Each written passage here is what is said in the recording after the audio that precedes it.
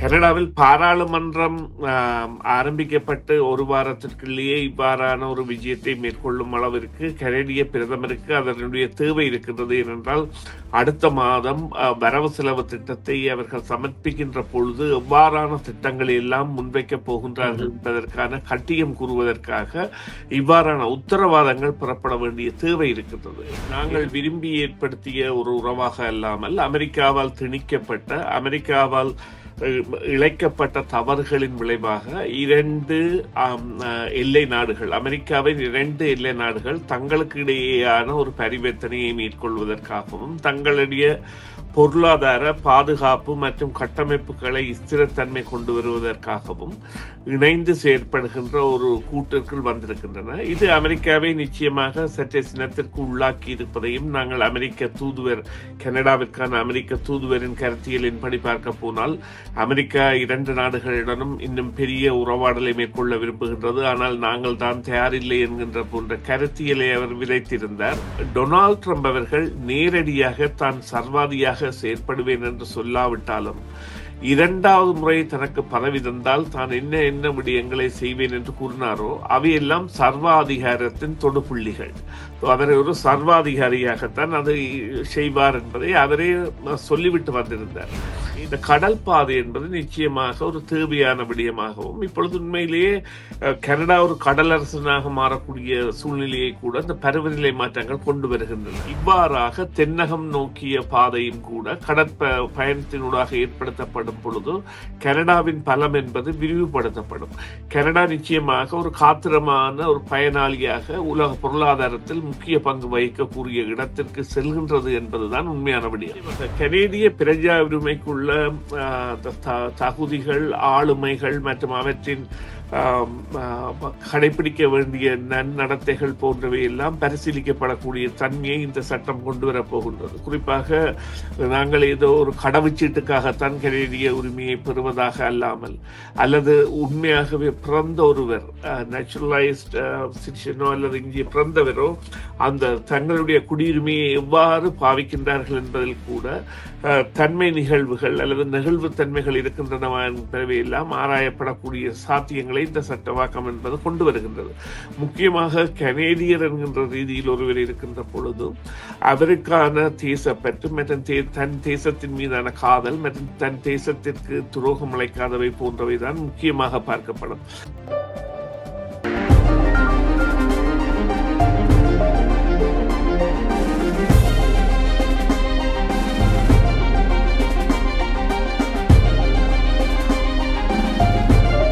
வணக்கம் நேயர்களே, உங்கள் அனைவரையும் மீண்டும் செய்தியின் பின்னணி நிகழ்ச்சியில் சந்திக்கின்றோம்.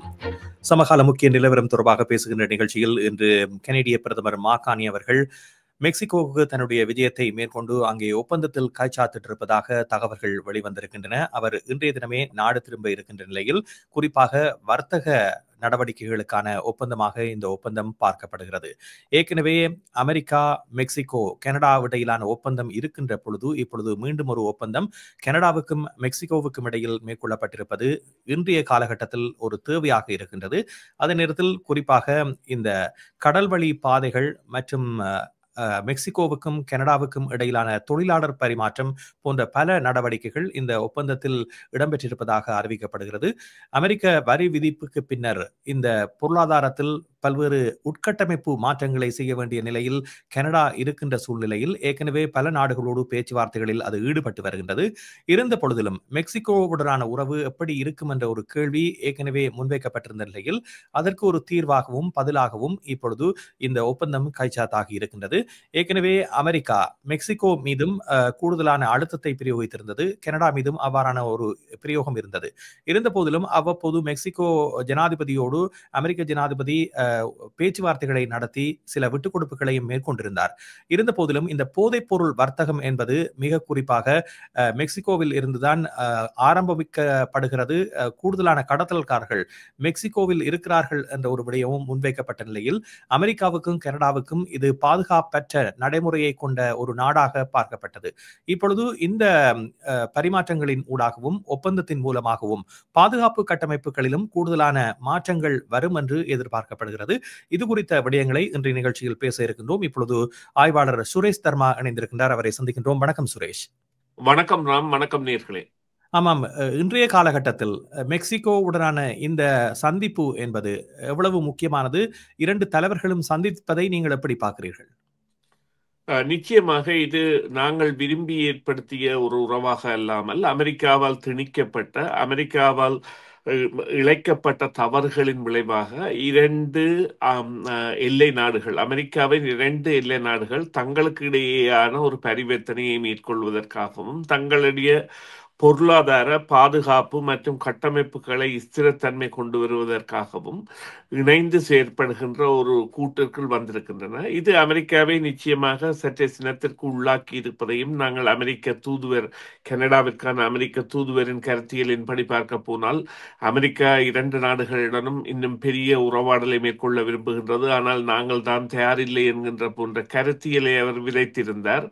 இருந்த பொழுதிலும் இங்கே உள்ள உண்மை என்னவென்று சொன்னால், இந்த வரிக்கப்பட்ட இந்த சுங்க வரிகள் என்பன அல்லது இந்த டாரிஃப் எனப்படுகின்ற வரி விதிப்பு என்பது நிச்சயமாக 2 நாடுகளுடைய பொருளாதார ஏற்றுமதி இறக்குமதிகளில் பாரிய இடைவெளியை ஏற்படுத்தியுள்ளது. குறிப்பாக கனடாவிற்கான வரியானது பல விடயங்களிலும் 25% அல்மினம் போன்ற விடயங்களுக்கு 50%, எரிபொருளுக்கு 10% இருக்கின்ற ஒரு சந்தர்ப்பத்தில் இருக்கின்ற பொழுதும், இந்த மெக்சிகோவுக்கு விதிக்கப்பட்ட வரிகளின் அதீத வரியாக 25%, இந்த ஃபென்டனல் எனப்படுகின்ற நீங்கள் குறிப்பிட்ட இந்த போதைப் பொருள் வர்த்தகத்திற்கான வரி விதிப்பு என்பது ஜூலை 31ஆம் தேதியிலிருந்து 90 நாட்கள் என்றால் நான் நினைக்கின்றேன் அக்டோபர் அடுத்த மாதத்திற்குள் அவர்கள் அது தொடர்பான ஒரு முடிவை எடுக்க வேண்டிய நிலைக்கு தள்ளப்பட்டிருக்கின்றார்கள். இந்த நிலையில் இது ஒரு முன்னுதாரணம் இல்லாத காலமாக அல்லது அதாவது முன்னுதாரணம் இல்லாத ஒரு உறவு நிலை இல்லாத ஒரு நிலைப்பாடுள்ள ஒரு தன்மையுடைய காலமாக இது பிரகடனப்படுத்தப்பட்டுள்ளது கனடாவாலும் மெக்சிகோவாலும். எனவே அவர்கள் இணைந்து செயற்படுவதற்கான செயற்பாடுகளில் ஈடுபட்டிருக்கிறார்கள். குறிப்பாக நீங்கள் பார்த்தீர்களானால், கனடாவில் பாராளுமன்றம் ஆரம்பிக்கப்பட்டு ஒரு வாரத்திற்குள்ளேயே இவ்வாறான ஒரு விஜயத்தை மேற்கொள்ளும் அளவிற்கு கனடிய பிரதமருக்கு அதனுடைய தேவை இருக்கின்றது. ஏனென்றால் அடுத்த மாதம் வரவு செலவு திட்டத்தை அவர்கள் சமர்ப்பிக்கின்ற பொழுது எவ்வாறான திட்டங்களை எல்லாம் முன்வைக்கப் போகின்றார்கள் என்பதற்கான கட்டியம் கூறுவதற்காக இவ்வாறான உத்தரவாதங்கள் பெறப்பட வேண்டிய தேவை இருக்கின்றது. எனவே அவ்வாறானது ஒரு உத்தரவாதத்தை பெற்றிருக்கின்றார். இது நிச்சயமாக ஒரு உலகம் மாறிவிட்டது என்கின்றதை நாங்கள் ஏற்க வேண்டிய தன்மைக்குள் தள்ளப்பட்டிருக்கின்றோம் என்பதைத்தான் இதை காட்டுகின்றது. என்னவென்றால், இங்கு உள்ள ஒரு உண்மை இருக்கின்றது என்னவென்று சொன்னால், டொனால்ட் ட்ரம்ப் அவர்கள் நேரடியாக தான் சர்வாதியாக செயற்படுவேன் என்று சொல்லாவிட்டாலும் 2வது முறை தனக்கு பதவி தந்தால் தான் என்ன விடயங்களை செய்வேன் என்று கூறினாரோ அவையெல்லாம் சர்வாதிகாரத்தின் தொடுப்புள்ளிகள். அவர் ஒரு சர்வாதிகாரியாகத்தான் அதை செய்வார் என்பதை அவரே சொல்லிவிட்டு வந்திருந்தார். எனவே அவருடைய செயற்பாடுகளில் இவ்வாறான நடவடிக்கைகளில் உலகம் வேறுபட்டு செல்ல வேண்டிய தேவை இருக்கின்றது என்றால், அவருக்கு அதை பற்றிய அக்கறை இல்லை அல்லது அதை பற்றிய அந்த ஒற்றுமை பற்றிய தெளிவின்மை இருக்கின்றது. அல்லது இப்பொழுது அந்த தீவிர வலதுசாரத்திற்குள் உட்பட்டு இந்த குடிவரவாளர்களை தவிர்ப்பது மற்றும் இந்த இருபால் இல்லாதவர்களை எல்லாம் புறந்தள்ளுவது போன்ற பல இத்தியாதிகளை எல்லாம் செய்வது என்பது நிச்சயமாக ஒரு வேறு திசையில் உலகத்தை பயணிக்க வைக்கின்றது. சரி, இப்பொழுது இந்த ஒப்பந்தத்தில் மிக முக்கியமாக கடல் வழி பாதை குறித்த விடயங்களும் வெளிவந்திருக்கின்றன. ஏற்கனவே அமெரிக்காவுக்கு ஊடாக மெக்சிகோவிலிருந்து பொருட்கள் வருகின்ற பொழுது விதிக்கப்பட்ட வரியில் இருந்து விலக்கு பெறும் நோக்கில் இந்த கடல் பாதை பற்றிய ஒரு ஆராய்வு மேற்கொள்ளப்படுகிறதா? அவ்வாறு கடல் வழி பாதையினூடாக மெக்சிகோவிலிருந்து பொருட்கள் இறக்குமதி செய்யப்பட்டால் அல்லது கனடாவிலிருந்து பொருட்கள் ஏற்றுமதி செய்யப்பட்டால் அதனுடைய பாதிப்புகள் அல்லது விளைவுகள் எப்படி இருக்க போகிறது? இது ஏற்றுமதிக்கும் இறக்குமதிக்கும் எவ்வாறான பயன்களை தரும் என்று நினைக்கின்றீர்கள்? இல்லை, இது நிச்சயமாக ஒரு தனிப்பட்ட பாதை ஒன்று திறப்பிற்கான முயற்சியின் ஒரு பகுதியாக பார்க்கலாம். இந்த கடல் வழி பாதை என்பதின் தேர்வு என்பது அதிகப்படுத்தப்பட்டுள்ளதற்கான காரணம் என்னவென்றால், இந்த 3 நாடுகளுமே தரைவழி தொடர்பை கொண்டவை. தரை வழியான பயணம் என்பது, அதாவது டெக்சாஸ், லாரடோரா மற்றும் இந்த டெக்சாஸ் மாகாணம் ஊடாகவும் கலிபோர்னியா மாகாணம் ஊடாகவும் இந்த மெக்சிகோவிற்கான இந்த பொருட்கள் பரிமாற்றம் என்பது தாராளமாகவே இடம்பெற்று வந்தது. இருந்த பொழுதிலும் இந்த கடல் பாதையின் தேவை என்பது நிச்சயமாக அமெரிக்க வரி விதிப்புகளை, சில வேளைகளில் இங்கே உள்ள விடயம் என்னவென்று சொன்னால், அமெரிக்காவிற்குள் ஒரு பொருள் சென்று வருகின்ற பொழுது இருதரப்பு வரிகளையும் செலுத்த வேண்டிய தேவை கூட எழக்கூடிய நிலைமை இருக்கின்றது. மெக்சிகோவும் செலுத்த வேண்டிய நிலையில் இருக்கும், அல்லது கனடாவும் செலுத்த வேண்டிய நிலையில் இருக்கும். அது ஒரு பயண பாதையாக மட்டும் எடுக்கப்படாவிட்டால், இது ஒரு பொருள் பரிவர்த்தனத்துக்கான பாதையாக எடுக்கப்பட்டால் அவர்கள் அவ்வாறான நடவடிக்கை எடுக்கலாம். எனவே அவ்வாறான நிலையில் இந்த கடல் பாதை என்பது நிச்சயமாக ஒரு தேவையான விடயமாகவும், இப்பொழுது உண்மையிலேயே கனடா ஒரு கடலரசனாக மாறக்கூடிய சூழ்நிலையை கூட இந்த பருவநிலை மாற்றங்கள் கொண்டு வருகின்றன. முன்னரெல்லாம் கனடாவின் பிற்பகுதிகளால் பயணிக்க முடியாத நிலையில் ஐஸ் போன்ற விடயங்கள் இருந்தன, அல்லது இந்த பனிப்பாறைகள் போன்ற விடயங்கள் இருந்தன அந்த குளிர்காலங்களில். அவையெல்லாம் எடுக்கப்பட்ட அந்த பிரதேசங்கள் கூட கனடா ஒரு கடலரசனாக மாறுகின்ற நிலையை உறுதிப்படுத்தியுள்ளது. அந்த நிலையில் இவ்வாறாக தென்னகம் நோக்கிய பாதையும் கூட பயணத்தினூடாக ஏற்படுத்தப்படும் பொழுது கனடாவின் பலம் என்பது விரிவுபடுத்தப்படும். கனடா நிச்சயமாக ஒரு காத்திரமான ஒரு பயனாளியாக உலக பொருளாதாரத்தில் முக்கிய பங்கு வகிக்கக்கூடிய இடத்திற்கு செல்கின்றது என்பதுதான் உண்மையான விடயம். சரி, இப்பொழுது பாதுகாப்பு விடயம் தொடர்பாக, அதிலும் போதைப்பொருள் பாவனை தடுப்பு முயற்சிகள் எல்லா நாடுகளினாலும் மேற்கொள்ளப்படுகின்றன. இதற்கு முக்கிய காரணமாக அமெரிக்க ஜனாதிபதி அவர்கள் தெரிவித்த கருத்துக்களை பார்க்கலாம். மெக்சிகோவும் கனடாவும் கூடுதலாக தங்களுடைய போதைப்பொருள் மூலமாக இறப்பவர்களுக்கு மிக பொறுப்பு கூற வேண்டியவர்கள் என்ற நிலையில் அவர் செய்தியை வெளியிட்டிருந்தார். இதே போன்று கனடாவிலும் இப்பொழுது பல்வேறு பிரச்சனைகள், சட்ட சிக்கல்கள் ஏற்படுகின்ற நிலைமை காணப்படுகிறது.